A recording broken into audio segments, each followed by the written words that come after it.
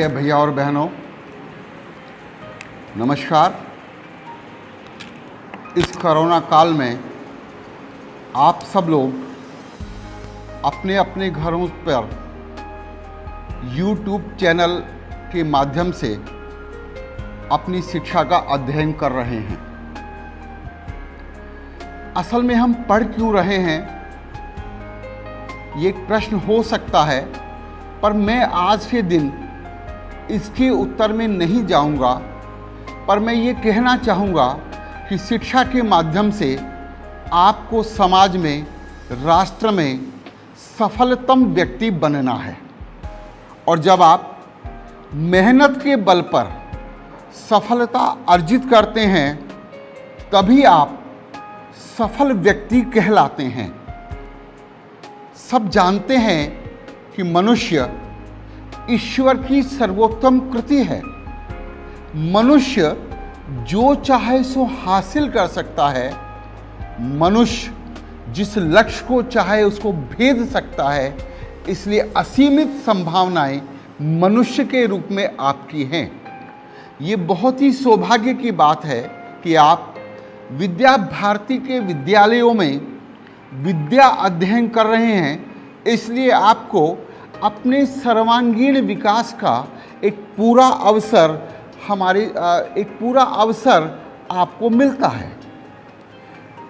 मैं आज जिस विषय पर आपसे बातचीत करने जा रहा हूँ वो ये है कि हम लोग पढ़ते तो हैं, हम विद्या अध्ययन तो करते हैं, पर पढ़ना सही मायने में अपने आप में एक कला है, एक आर्ट है।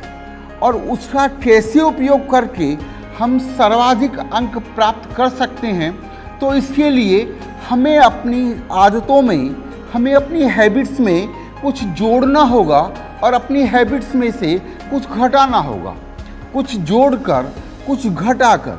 और मुझे आशा है कि हम जिन चीज़ों के ऊपर आपसे डिस्कशन करने जा रहे हैं, यदि आपने उनको फॉलो किया तो निश्चित रूप से आपके जितने मार्क्स आने वाले हैं उसमें 10 से 15% मार्क्स आपके बढ़ सकते हैं। तो आइए देखते हैं कि पढ़ते हुए हमको करना क्या है। सबसे पहले जब हम पढ़ते हैं तो हम किस चीज़ पर पढ़ते हैं, हम जो अध्ययन करते हैं वो किस चीज़ पर करते हैं, ये बहुत ही इम्पोर्टेंट बिंदु है। क्या आप बिस्तर पर बैठकर पढ़ते हैं, पलंग पर बैठकर पढ़ते हैं, या मेज़ कुर्सी पर बैठकर पढ़ते हैं? हम सब लोग जानते हैं कि आप किसी भी कॉम्पिटिशन्स में जाएं, किसी भी बोर्ड के एग्ज़ाम में जाएं, तब आपको 3 घंटे मेज़ और कुर्सी पर ही बैठकर पढ़ना होगा। ना तो उत्तर प्रदेश बोर्ड में, ना ही CBSE में, ना ही किसी अन्य एग्ज़ाम में आपको ये सुविधा नहीं मिलने वाली है कि आप बिस्तर पे या पलंग पे बैठकर अपना एग्ज़ाम दे पाएँ। इसलिए आपका शरीर इतना अभ्यस्त होना चाहिए कि वो 3 घंटे लगातार मेज़ और कुर्सी पर बैठ सके। और यदि आपका शरीर अभ्यस्त नहीं होगा तो निश्चित रूप से परीक्षा के समय में आप डिप्रेशन के शिकार हो सकते हैं।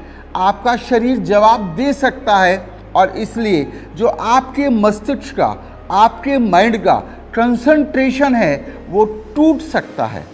इसलिए मेज़ और कुर्सी, इस पर बैठना और उसी के ऊपर अध्ययन करना, ये पढ़ने की पहली आवश्यकता है।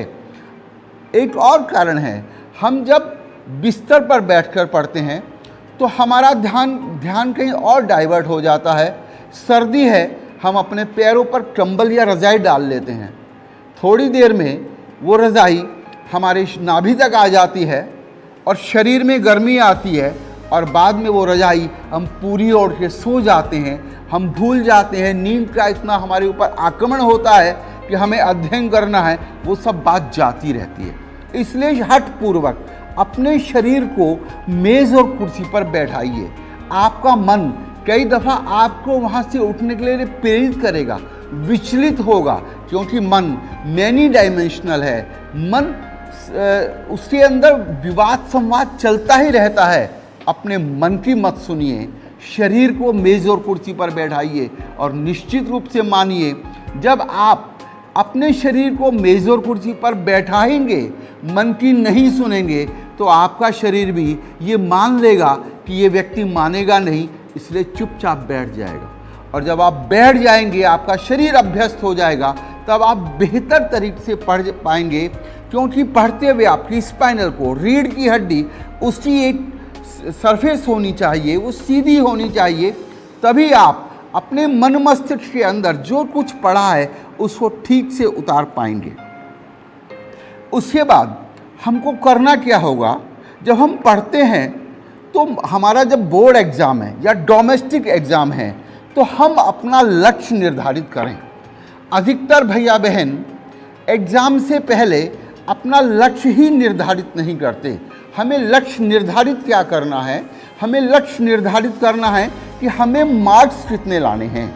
अपना एक प्रोग्राम बनाएं, हम कितने मार्क्स चाहते हैं, 60%, 70%, 75, 80, 85, 90, अबव 90, जो भी कुछ मार्क्स का हम अपना एक टारगेट बना लें, क्योंकि जो बाकी हमारी प्लानिंग है वो हमारे टारगेट से पर ही निर्भर करेगी। जैसा हमारा लक्ष्य होगा, हमारी कार्य योजना वैसी ही होगी और उसी के हिसाब से हमको प्लान करना पड़ेगा।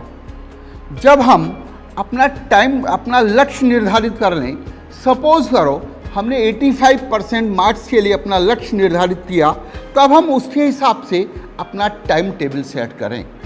टाइम टेबल सेट करते हुए हमको ये ध्यान रखना है कि हम टाइम टेबल सेट तो कर लेते हैं, पर हम 1-2 दिन में ही उससे ऊब जाते हैं और कहीं इधर उधर हमारा ध्यान भटकने लगता है। इसलिए अपनी क्षमता और अपनी शक्ति, उन दोनों के हिसाब से हमें अपना टाइम टेबल सेट करना है। लेकिन जब आप एक दफ़ा अपना टाइम टेबल सेट कर लें, तो फिर संकल्प का कोई विकल्प नहीं हो सकता। आपको दृढ़तापूर्वक हर परेशानी को इतर बनाते हुए उसका पालन करना है और उसी के हिसाब से हमको अपना अध्ययन करना है। जब हम अपना टाइम टेबल बनाते हैं तो हमें हर विषय में सामंजस्य करना है। सभी विषयों को हमें बराबर समय देना है, क्योंकि हर विषय अपने आप में इम्पोर्टेंट है। हर विषय स्कोरिंग के अंदर अपना एक महत्व रखता है। आपको जान के आश्चर्य होगा या आप जानते होंगे, इस वर्ष हाई स्कूल और इंटरमीडिएट बोर्ड का जो परिणाम आया है, उसमें 8.5 लाख बच्चे उत्तर प्रदेश में हिंदी में अनुत्तीर्ण हुए हैं। 8.5 लाख बच्चे हिंदी जैसे विषय में। और आपको ताज्जुब होगा कि इंग्लिश में फेल होने वालों की संख्या हिंदी में असफल होने वाले छात्रों से कम है, क्योंकि हमारे छात्र समझते हैं कि हिंदी तो एक सामान्य विषय है, मेरी मातृभाषा है, मेरी मदर टंग है, मेरी उस पर कमांड है, इसलिए मुझे उस पर पढ़ने की आवश्यकता नहीं। लेकिन परिणाम कुछ और बताते हैं।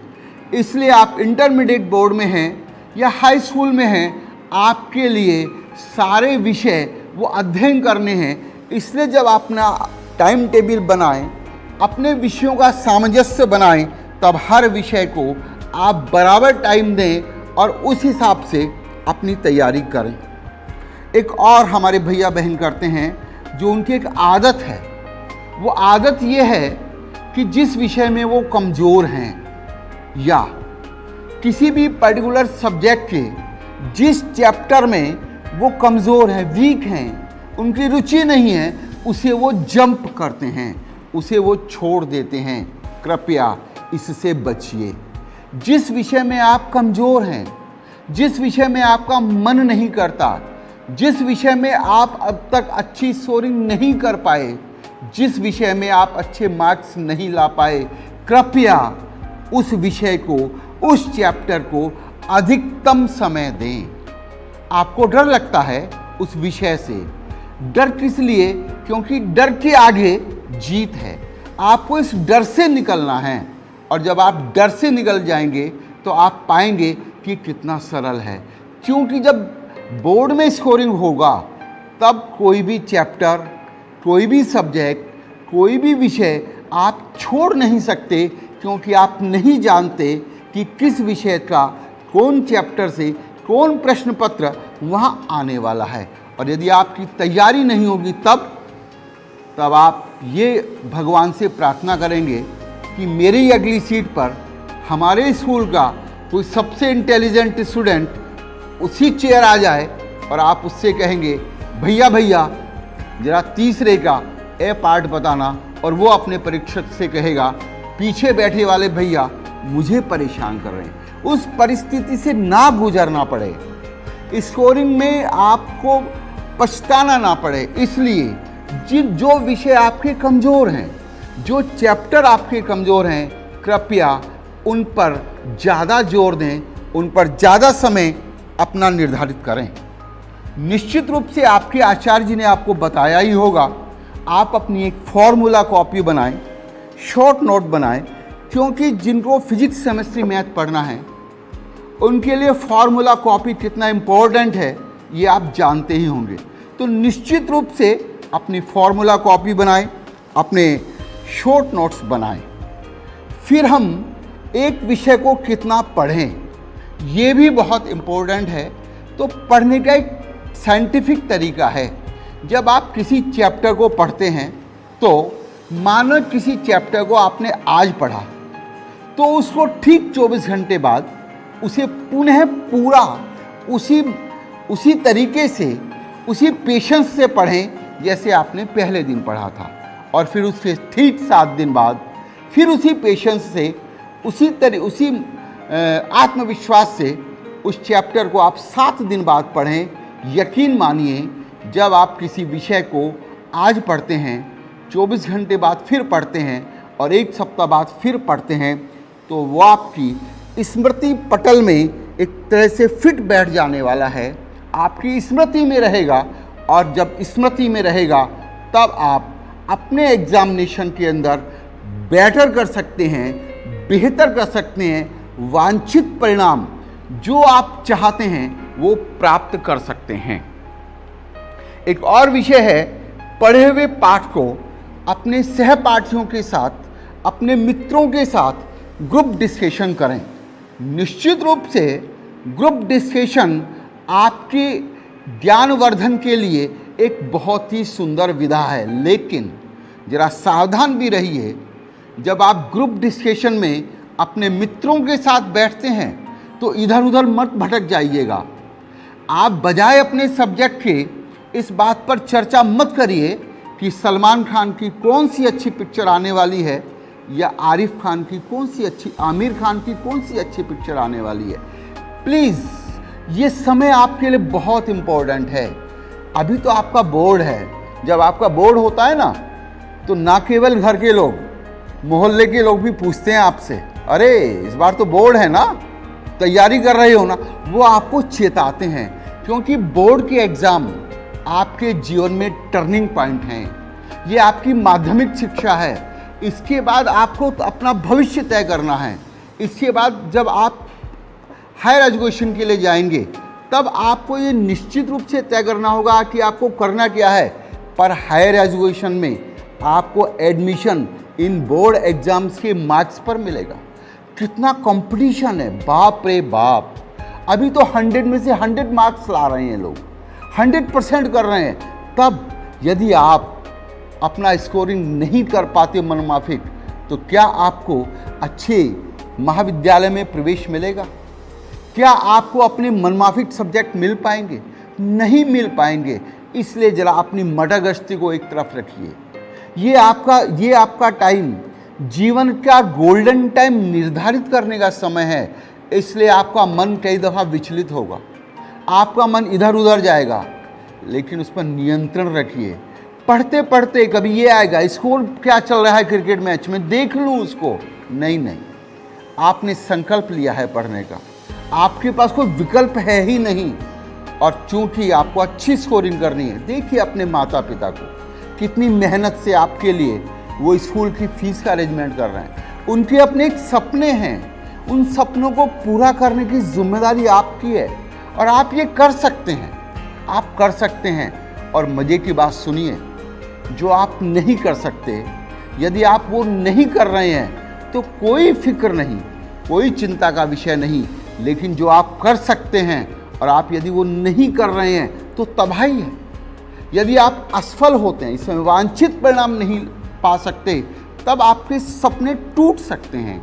अपने सपनों को जिंदा रखें, और सपने वो नहीं जो रात में आते हैं, सपने वो जो दिन में आते हैं और उनको दिन में पूरा किया जाता है।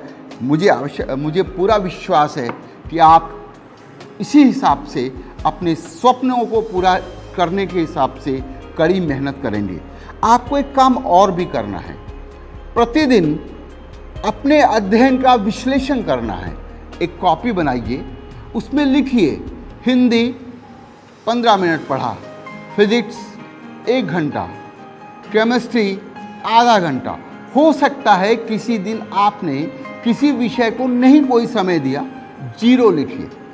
और ये भी हो सकता है कि 3-4 दिन कंटिन्यू आप अपनी लापरवाही में या किसी और कारण से उस चैप्टर को नहीं पढ़ रहे हैं, उस विषय को नहीं पढ़ रहे हैं, तो जब 3-4 दिन बाद अपनी आप कॉपी दोहराएंगे और आप देखेंगे कि मुझको मैथ पढ़े 3 से 4 दिन हो गए हैं, तब आपकी चिंता बढ़ेगी और आप फिर उस विषय की ओर लौटेंगे।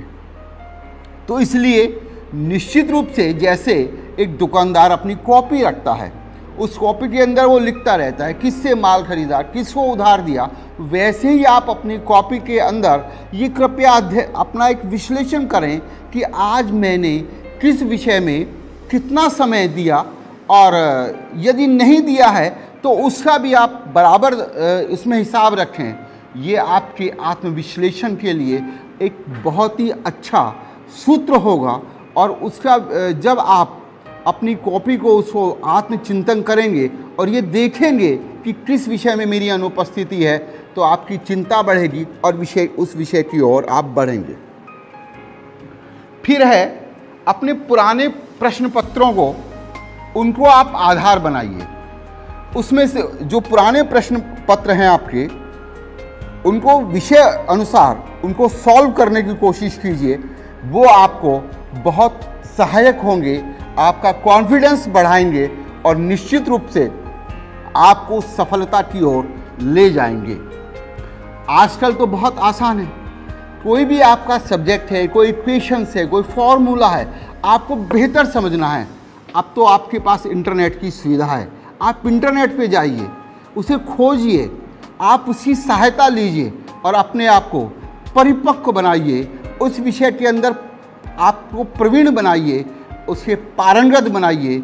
निश्चित रूप से इंटरनेट यानी खुल जा सिम आपके लिए आज के दौर में बहुत ही महत्वपूर्ण विधा हो सकती है। शायद हम सब लोग जब पढ़ते थे, हमारे समय में ये नहीं था। और एक और बात है, आप YouTube चैनल्स पे अपने आचार्य जी का व्याख्यान सुन रहे हैं। अभी जब क्लास में आपके आचार्य जी ने पढ़ाया होगा तो उन्होंने इस व्याख्यान के लिए एक ही पीरियड लिया होगा, पर अब आप स्वतंत्र हैं, आपकी समझ में नहीं आ रहा है। आप YouTube चैनल को 1 दफ़ा देखें, 2 दफ़ा देखें, 10 दफ़ा देखें, 20 दफ़ा देखें, जब तक वो विषय आपको समझ में ना आए, आप खोलकर बार बार उसको पढ़ सकते हैं। निश्चित रूप से आप जब उसको 3 से अधिक दफ़ा पढ़ लेंगे, तब आपके स्मृति पटल के ऊपर वो अच्छी तरह से बैठ जाएगा। हम अपने चित्रों में, अपने एजुकेशन में, अपनी पढ़ाई में जैसा चित्रों, मानचित्रों, ग्राफ, रेखा चित्रों की मदद ले सकते हैं, हम उनसे पढ़ सकते हैं। और जब हम डायग्राम्स का यूज़ करेंगे तो आप यकीन मानिए, जब हम पिक्चर्स का यूज़ करेंगे तो आप यकीन मानिए आपकी स्मृति ज़्यादा शार्प होगी, आपकी स्मृति ज़्यादा स्थायी होगी और आप लंबे समय तक, इवन एग्ज़ाम के दिन तक, एग्ज़ाम के उस रूम तक आपको अपना वो विषय याद रह सकता है। एक और बात है, कई दफ़ा हमारे सामने कुछ ऐसे फार्मूले आ जाते हैं, कुछ ऐसी इक्वेशंस आ जाती हैं, कुछ ऐसी स्पेलिंग्स आ जाती हैं जो बहुत जिद्दी होती हैं, वो हमें याद नहीं रह पाती, तो क्या करें? तो जो आपकी चेयर है उसके सामने टेबल है, टेबल के सामने जो वॉल है, उस वॉल के ऊपर, उस दीवार के ऊपर उन जिद्दी फार्मूले, वो इक्वेशंस, उन स्पेलिंग्स को कागज़ पर लिखिए और चिपका दीजिए। सुबह शाम उनको दोहराइएगा।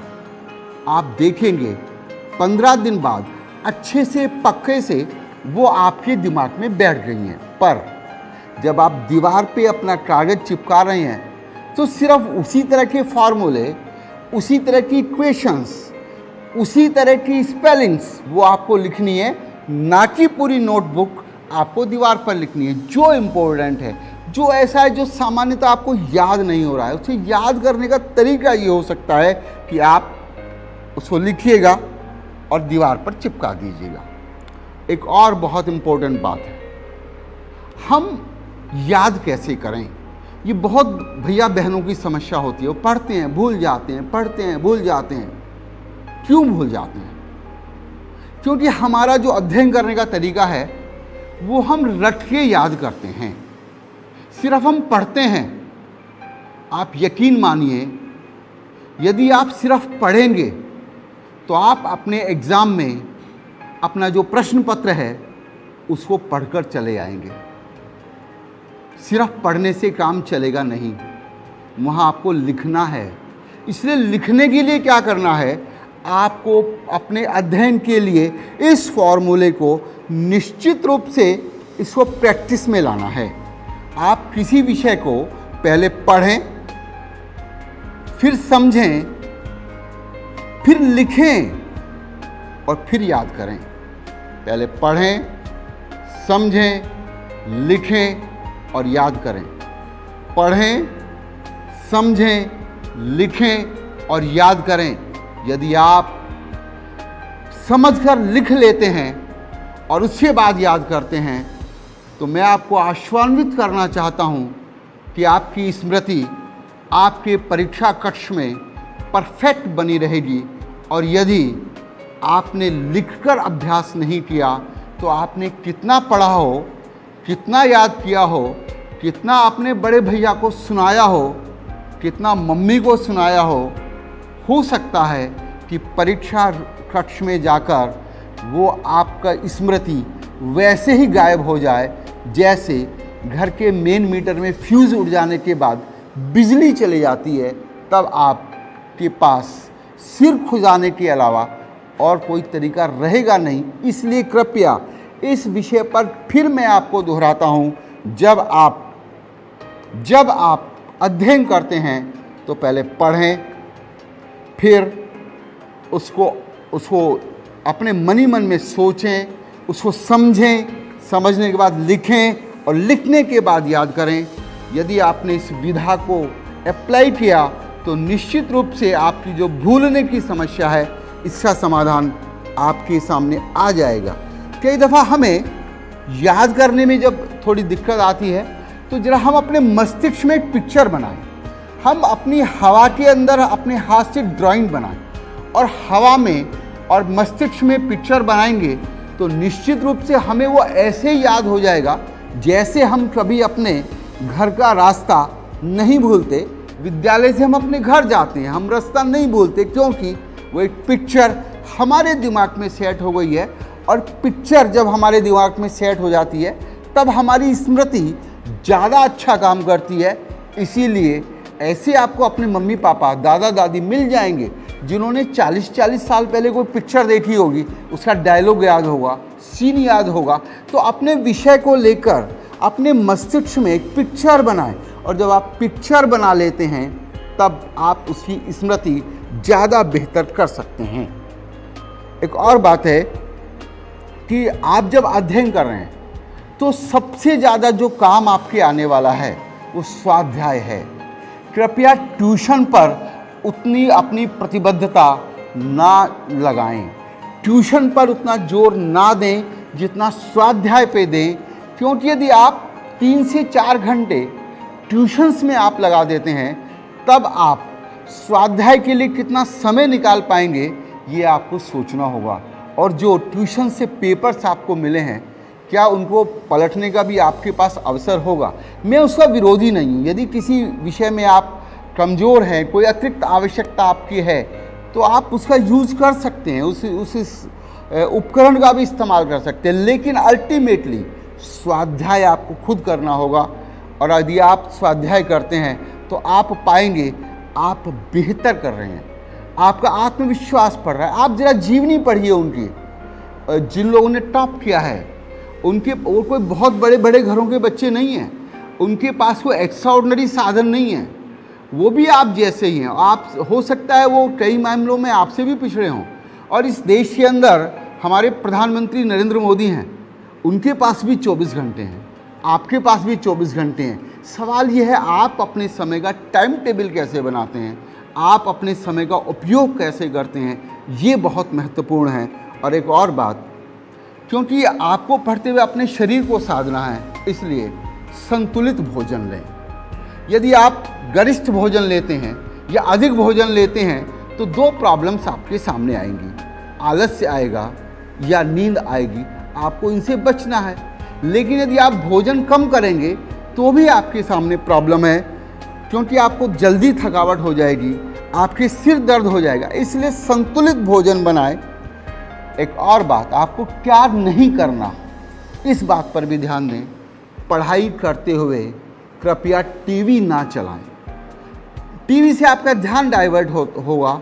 थोड़े दिन के लिए टीवी आप बंद कर दीजिए, या तो आपके घर में ही ऐसा वातावरण बने कि जो आपका पढ़ने का समय है, आप अपनी मम्मी पापा से भी कह सकते हैं कृपया उस समय टीवी ना चलाएं। आप स्कूल जाएं वो तो अब देख सकते हैं, बाकी और समय में देख सकते हैं, क्योंकि उससे कम से कम आपका कंसंट्रेशन टूटता है। कुछ बच्चे होते हैं कान में ईयरफोन लगा लेते हैं, गाने सुनते हैं, उसके बाद पढ़ते हैं। नहीं, ये अच्छी आदत नहीं है। कंसंट्रेशन टूटता है आपका। आप physically here but mentally there कैसे चलेगा? जो आप पढ़ रहे हैं आपके दिमाग में कैसे बैठेगा? आपको कंसंट्रेशन करना है, इसलिए उस पर बिल्कुल अपना पूरा ध्यान लगाना है, आपको 100% आपका करना है। इसलिए इन विधाओं से बचें और मोबाइल को साइलेंट पर रखें। अभी मोबाइल दूर नहीं रह सकते, क्योंकि मोबाइल से आपको इंटरनेट देखना है, मोबाइल से आपके यूट्यूब चैनल देखना है, पर उसको साइलेंट रखें। ऐसे समय में जब आप पढ़ रहे हैं, आपके किसी दोस्त का टेलीफोन आ सकता है, वो आपको डिस्टर्ब कर सकता है। ये कंपटीशन है, एक अलग तरह की प्रतिस्पर्धा है।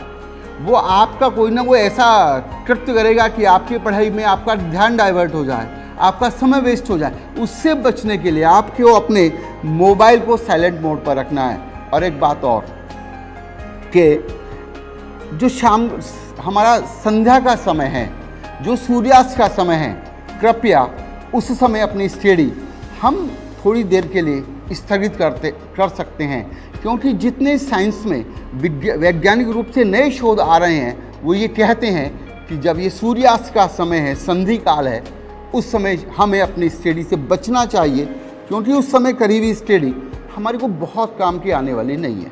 एक और बात, जब हम पढ़ते हैं तो कुछ बच्चों में आदत होती है, वो सिर हिलाते रहते हैं, पैर हिलाते रहते हैं। नहीं, ना आपको सिर हिलाना है, ना आपको पैर हिलाना है। आपको सीधा बैठना है, कमर सीधी रखनी है, कंसंट्रेशन करना है। बस आपको अपना 100% करना है, ध्यान केंद्रित करना है। निश्चित रूप से आप बहुत अच्छे सफल होने वाले हैं, आपकी बहुत अच्छा स्कोर आने वाला है, और फिर एक दफ़ा आपकी फ़ोटो बोर्ड एग्जामिनेशन होने के बाद में अखबार में छपने वाली है। आपको बहुत बहुत शुभकामनाएं। मुझे लगता है इनमें से कुछ भी पॉइंट्स आप अपने जीवन में आज से ही उतारेंगे, क्योंकि अभी परीक्षा में समय है। इसको हमें अभी से प्रैक्टिस में लाना है, क्योंकि प्रैक्टिस में हम लास्ट टाइम में हम ला नहीं सकते, इसलिए अभी से प्रैक्टिस में लाइए। ईश्वर आपको आपका लक्ष्य प्राप्त करने का मार्ग प्रशस्त करे। बहुत बहुत धन्यवाद।